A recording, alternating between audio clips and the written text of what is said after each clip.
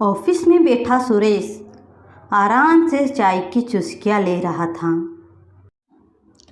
आह, चाय पीने का तो मजा ही कुछ और है। तभी उसके केबिन के बाहर आवाज आती है, मे आई कम इन सर? दरवाजा खुलते ही वह देखता है कि एक बहुत सुंदर लड़की हाफ पेंट में उसके सामने खड़ी थी। गॉर्जियस, आपका रिज्यूमे आपने दे दिया? Yes sir. तो फिर कल से जॉब पर आ जाना। पर इंटरव्यू हो चुका है, तुम जाओ, तुम्हारी नौकरी पक्की। शालिनी चली जाती है। जब शालिनी सीढ़ियों से नीचे उतरती है तो क्यों मौत के मुंह में आ गई हो? समझ में नहीं आता क्या? शालिनी सब दूर देखती है पर उसे कोई दिखाई नहीं देता। वह बड़ी तेजी से सीढ़ियों को उतरती है और बाहर जाती है। थोड़ी देर बाद सुरेश के केबिन में। हेलो सर, इंटरव्यू हो गया? हाँ हो गया सर। ओके, तुमने अपनी फाइल कंप्लीट की कि नहीं? जी कर ली सर। प्रेम सुरेश का बॉस था। थोड़ी देर बाद प्रेम के साथ अजीबोगरीब हरकतें होने लगती हैं। अरे ये क्या हो रहा है? रात का समय हो चुका है। बाहर कुत्तों के भौंकने की आवाजें आ रही थीं। चमगादड़ अपनी घरों को वापस जा रहे थे और यहाँ प्रेम के पसीने निकल रहे थे। नई पिए आ गई। अब तो तुम्हारा काम बहुत अच्छे से करेगी। कांग्रेचुलेसन। पर यह बधाइयाँ तुम्हारी मौत के लिए है। कौन हो? कौन हो तुम? तुम्हें मारने वाली आ गई है। कल से वह तुम्हारे साथ काम करेगी। अब तुम कुत्तों की मौत मरोगे। प्रेम को समझ में नहीं आ रहा होता है। वह तुरंत सुरेश को अपने केबिन में बुलाता है और बोलता है कि उसने किस लड़की का इंटरव्यू लिया था। उसे भी कुछ समझ में नहीं आता। ऑफिस पूरा वीराना सा हो चुका था। सभी अपने घर जा चुके थे। सुरेश भी अब अपने घर को जा रहा था। सुरेश, तुमने जिस लड़की का इंटरव्यू लिया है उसे कल ऑफिस आने के लिए मना कर देना। मुझे पीए कोई मेल चाहिए। पर सर आपने ही तो कहा था कि फीमेल होनी चाहिए। पर अब मैं ही कह रहा हूँ कि मुझे मेल चाहिए। ट्रेन गाड़ी में बैठता है पर रास्ते में उसे ऐसा लगता है कि उसके साथ पास में कोई बैठा है। तुम्हें मारने वाली कल आएगी। तुम तड़प तड़प के मरोगे। कौन हो तुम? कोई नहीं। अचानक से उसके पास बैठी औरत उसकी आंखों से ओझल हो जाती है। वह जब घर जाता है तो तुरंत अपना चेहरा शीशे में देखता है। उसे बहुत पसीना आ रहा था। पर यह क्या? तुम्हें तड़पा तड़पा कर मारने वाली कल आएगी। प्रेम बहुत डर चुका था। उसने सोच लिया था कि अब वह किसी भी लड़की को उसके यहाँ कर्मचारी के रूप में नहीं रखेगा। दूसरे दिन वह जैसे ही ऑफिस जाता है तो सुरेश से कहता है, सुरेश, इस ऑफिस में जितने भी फीमेल वर्कर हैं उन्हें यहाँ से निकाल दो। पर क्यों सर? जो बोला है वह करो। पर इन सब के बावजूद जब रात को सभी ऑफिस से चले जाते हैं तब। अरे माँ जी, आज आप इतनी लेट हो गई? अरे मुझे मेरा पोता बीमार था तो उसे अस्पताल ले जाना था। अब मैं पोछा लगा देती हूँ फिर घर जाती हूँ। पर सुरेश को कुछ अजीब सा लगता है। वह देखता है तो उसके सामने एक चुड़ैल खड़ी थी। बेटा थोड़ा साइड हट जाओ, मुझे पोछा लगाना है, मुझे पोछा लगाना है। और वह फिर सुरेश को मार डालती है और उसके शरीर को बाल्टी में डुबोकर फर्श पर पोछा लगाती है। सुरेश के खून से पूरा फर्श खून में लाल हो चुका था और ऊपर अपनी केबिन में प्रेम सोच में डूबा था। आखिर कौन औरत है जो मुझे मारने आने वाली है? नहीं नहीं, मुझे कोई नहीं मार सकता। वैसे भी सारी औरतों को तो आज मैंने काम से निकाल दिया है। तभी वह अपने केबिन की विंडो की तरफ देखता है, जिसके शीशे पर उसे एक चुड़ैल का चेहरा दिखाई देता है।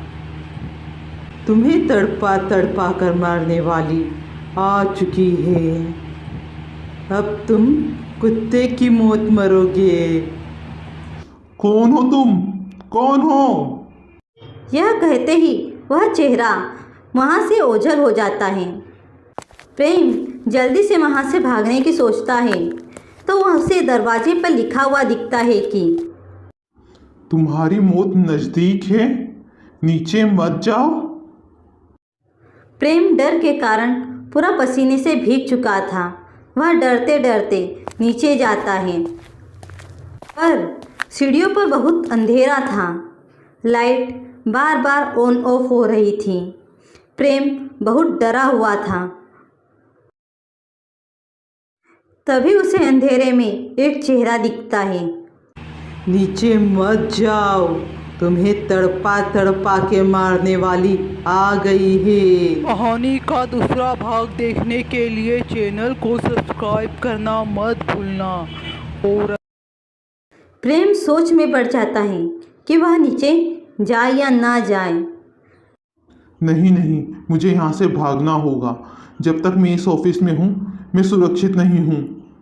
नीचे बहुत अंधेरा था। सुरेश, सुरेश, यह लाइट्स क्यों ऑफ कर दी है? सुरेश, बोला था ना, तुम्हें तड़पा तड़पा कर मारने वाली आ गई है। नीचे मत जाओ, आ गए अपनी मौत के पास। तभी लाइट्स ऑन होती है तो प्रेम देखता है कि फर्श पूरा खून में लाल हो चुका है। सुरेश, सुरेश, तुम कहाँ हो? बेटा बेटा क्या हुआ? माँ जी, सुरेश नहीं दिखाई दे रहा है। और देखो यहाँ फर्श पे कितना खून है। हाँ बेटा, फर्श तो बहुत गंदा हो रहा है। आ जाओ, मैं इसे साफ कर देती हूँ। हाँ माँ जी, आप इसे साफ कर दो और आप भी घर पर जाओ। मुझे बहुत डर लग रहा है, मैं घर जा रहा हूँ। आप इसे साफ कर देना। तुम चले जाओगे तो फर्श कैसे साफ होगा? यह शब्द सुनते ही प्रेम डर जाता है और जैसे ही पीछे देखता है तो वहाँ एक चुड़ैल थी। वह प्रेम का भी वही हाल करती है जो उसने सुरेश का किया था। अब पूरे ऑफिस में सिर्फ खून ही खून था। बोला था ना, तुम्हें तड़पा तड़पा कर मारने वाली आ गई है। नीचे मत जाओ। बेटा बेटा, अब तुम्हारी आत्मा को शांति मिलेगी ना? मिलेगी ना? हाँ, ज़रूर मिलेगी। मुझे दिलासा देने के लिए आप ही ने तो मेरा साथ दिया था। हाँ बेटा, साथ तो देना पड़ता ना, आखिर तुम मेरी बेटी जैसी हो। उस दिन इन दोनों कलमुहों ने तुम्हारे साथ जो किया मैं कभी भूल ही नहीं सकती। दरअसल सिया नाम की एक औरत प्रेम के ऑफिस में काम करती थी। प्रेम हवस का बहुत भूखा इंसान था। कई लड़कियों से चक्कर होने के बाद भी वह सिया को पाना चाहता था। एक दिन प्रेम ने सुरेश से कहकर सिया को ओवर टाइम करने के लिए कहा। सर देखिए, मैं इतना ओवर टाइम नहीं कर सकती, मुझे घर पर भी जाना है, काम भी करना है। देखो, अगर आज तुमने अपना वर्क कंप्लीट नहीं किया तो हम तुम्हें जॉब से निकाल देंगे, इसलिए आज तो तुम्हें ओवर टाइम करना ही होगा। मजबूरी में सिया वहाँ रुक गई। जब ऑफिस के सभी लोग अपने घर चले गए तब हो गया काम? नहीं सर, अभी और डाटा एंटर करना है। मुझे भी डाटा एंटर करना है, अगर हो तो मैं हेल्प करा दूं? अच्छा होगा अगर मेरी हेल्प करा दो तो, वैसे भी काम बहुत ज़्यादा है। और सुरेश नापाक इरादों से सिया की मदद करता है। यह क्या कर रहे हो सुरेश? मैं सर से तुम्हारी शिकायत करूंगी। जाओ कर दो। तब सिया प्रेम के पास शिकायत करने जाती है। क्या सुरेश की इतनी मजाक कि उसने तुम्हारे साथ बदसलूकी की? उसे तुम्हारे साथ बदसलूकी नहीं करना था, क्योंकि तुम तो मेरी हो। सिया उनके इरादों को पहचान चुकी थी, इसलिए वह भागने की कोशिश करती है, पर उसके पीछे सुरेश खड़ा था। सुरेश, मुझे यहाँ से जाने दो। देखो, मेरा परिवार है, मेरे पति हैं, बच्चे हैं। आज के लिए हमें ही अपना पति बना लो। देखो, तुम लोग गलत कर रहे हो। अब तुम हमें से ही गलत बताओगी? सिया बहुत चीखती है, चिल्लाती है, और तभी वहाँ कोई औरत आती है। यह क्या कर रहे हो बेटा? ऐसे परेशान मत करो, उसकी मजबूरी है, उसके घर है, बच्चे हैं, छोड़ दो उसे। तुम्हें तो बहुत सारी लड़कियां मिल जाती है। माँ जी, यहाँ से जाओ आप, यह हमारा मामला है, हम देख लेंगे। बेटा ऐसा नहीं करते। तभी सुरेश उस औरत के बाल खींचता है। अब तुम हमें ज्ञान देगी? बुढ़ापे में 2 वक्त की रोटी का तेरा इंतजाम नहीं है। यहाँ ऑफिस में झाड़ू पोछा करके तो पैसा कमाती है, और अब तो हमें ज्ञान देगी? चुपचाप जा यहाँ से, जा, वरना कल से तू भी नहीं दिखेगी यहाँ।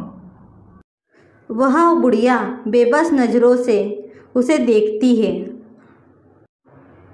और सिया के हालात देखकर वह खुद को रोक नहीं पाती। वह अपने पोछे के डंडे से उन दोनों को पीटना शुरू करती है।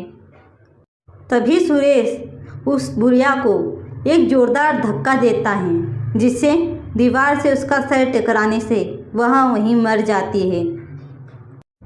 प्रेम सर, यार बुढ़िया तो मर गई। क्या सुरेश, तूने सारा काम बिगाड़ दिया। अब इसका क्या करें? अगर यह जिंदा रही तो अपनी जिंदगी का घंटा बजा देगी। पर सर, इसी को पाने के लिए तो इतना सब कुछ किया था। अब खून हो ही गया है तो मजे ले ही लेते हैं। बात तो सही बोल रहे हो तुम। और फिर वह दोनों सिया के साथ अपनी दरिंदगी की हदें पार कर देते हैं। सर प्लीज़ मुझे मार डालो, अब नहीं सहन हो रहा है। अरे तुम्हें मार के हम क्या करेंगे?